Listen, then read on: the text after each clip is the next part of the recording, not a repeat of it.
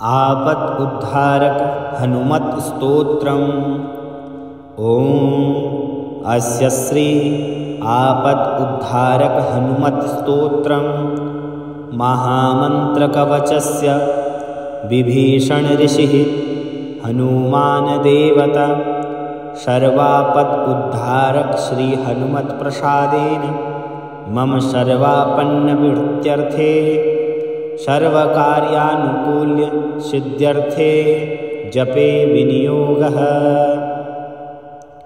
ध्यानम् वामे करे वैदिभिदं वहन्तं शैलं परे शङ्खलहारिटङ्कं दधानमच्छच्छवियज्ञसूत्रं भजे ज्वलत्कुण्डलमाञ्जनेयम्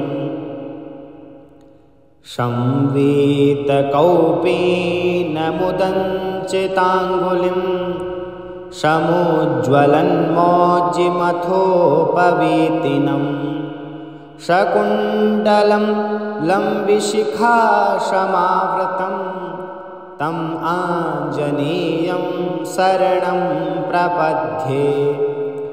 आपन्नाखिललोकार्ते हारिणे श्रीहनुमते अकस्मात् गतोपात नाशनाय नमो नमः। सीतावियुक्त श्रीराम शोकदुःखभयापः तापत्रितयसंहारिन् आञ्जनेय नमोऽस्तु ते। आदिव्याधिमहामारी गृहपीडापहारिणे प्राणापहर्तेर्दैत्यानां रामप्राणात्मने नमः। संसारसागरावर्त कर्तव्यभ्रातचेतसां शरणागतमर्त्यानां शरण्याय नमोऽस्तु ते। वज्रदेहाय कालाग्नि रुद्रायामिततेजसे ब्रह्मास्त्रं वनायास्मै नमः श्रीरुद्रमूर्तये। रामाष्टं करुणापूर्णं हनुमतं भयापहं शत्रुनाशकरं भीमं सर्वाभीष्टप्रदायकम्।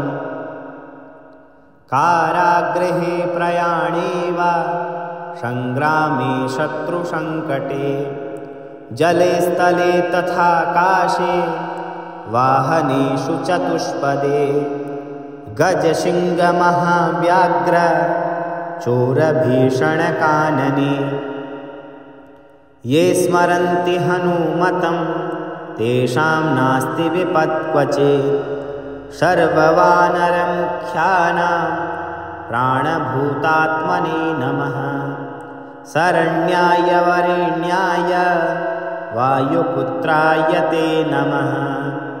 प्रदोषे वा प्रभाते वा ये स्मरन्त जनाश्रुतम् अर्थसिद्धिं जयं कीर्तिं प्राप्नुवन्ति न संशयः।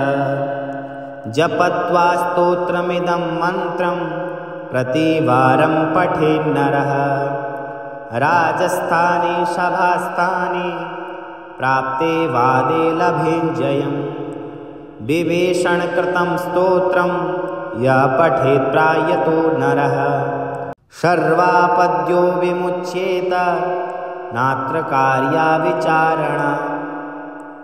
मर्कटेश महोत्साह सर्वशोकनिवारक शत्रून् संहर मां रक्ष श्रियं दापय भो हरे इति विभीषणकृतं सर्वापद् उद्धारक श्री हनुमत स्तोत्रं सम्पूर्णम्।